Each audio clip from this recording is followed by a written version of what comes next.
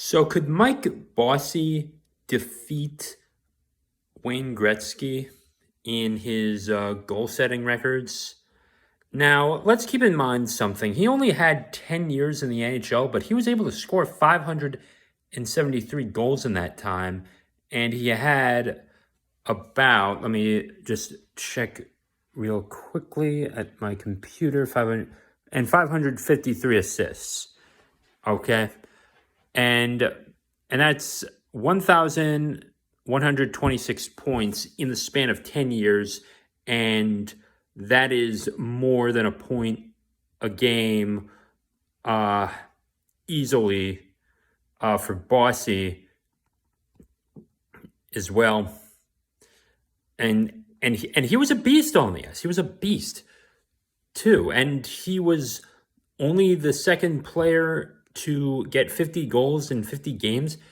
I actually do think he would have been able to make a case to be the greatest player of all time had he not had his injuries. And you know, he just and in the late 80s he just couldn't hold out anymore. And it was hard. And had he not had those injuries, I really do genuinely believe there would have been a conversation on who's like the greatest hockey player. It'd be like in baseball, Willie Mays, Hank Aaron, or Barry Bonds or something like that.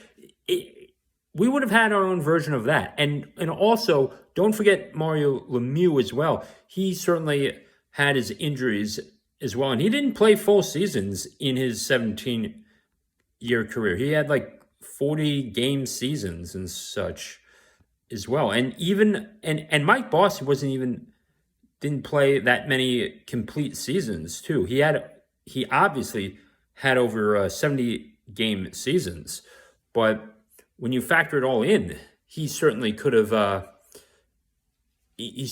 defeated Wayne Gretzky in goals at least, even in another 10 years. And his last season, he only scored 38, but let's even consider this. In the next 10 years, had he played 10 years and averaged it out to 30 goals a season, but I would assume that had he not gotten injured, he would have had more than that. Or let's just say 350. If he averages just 35 goals a season, so that's 350 goals over 10 seasons, and you are looking at over 900 goals at that point from his 573.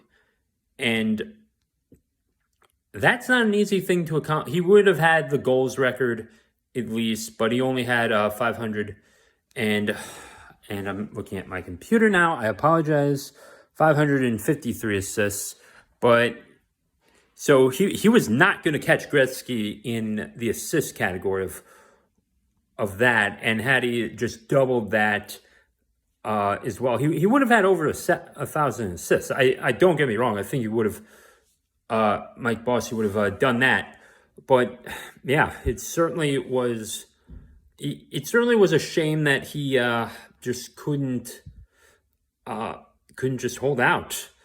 Even if he doubled it, even if he got 600 assists, he wouldn't have even touched Wayne Gretzky in points. But then again, maybe that's why he was considered to be the greatest of all time. But Bossy certainly would have been more in the conversation had he not gotten injured.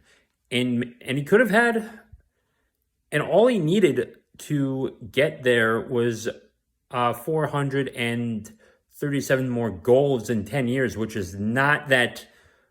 wouldn't have been too difficult for him had he just pushed it and got some more 50-goal seasons, which I think would have happened. So he could have had over 1,000. It could have had over 1,000 goals, but we'll never know, and we'll never know. And it's a shame that he didn't get to shine longer. And he was, and what makes him an NHL legend is that he did it in 10 years, and he did that he did more than even many Hall of Famers. Maurice Richard didn't even have 1,000 points after his nearly 18-year career. And I know it's not an apples to apples comparison with him because he was playing with a flat blade, but still, I mean, to get it done that quickly was, is amazing. And everyone's talking about Connor McDavid now, and he's not there. And yes, the era of that goal, the stand-up style goalie era is not coming back, and I don't know how he would have fared in the butterfly era. So, but I think he certainly is one of the most underrated hockey players of all time, and who just didn't get much of a time in the spotlight, even though he did win 4 consecutive cups in a row. So, so let me know your thoughts on Mike Bossy, and please like, share, comment, and subscribe. Peace out.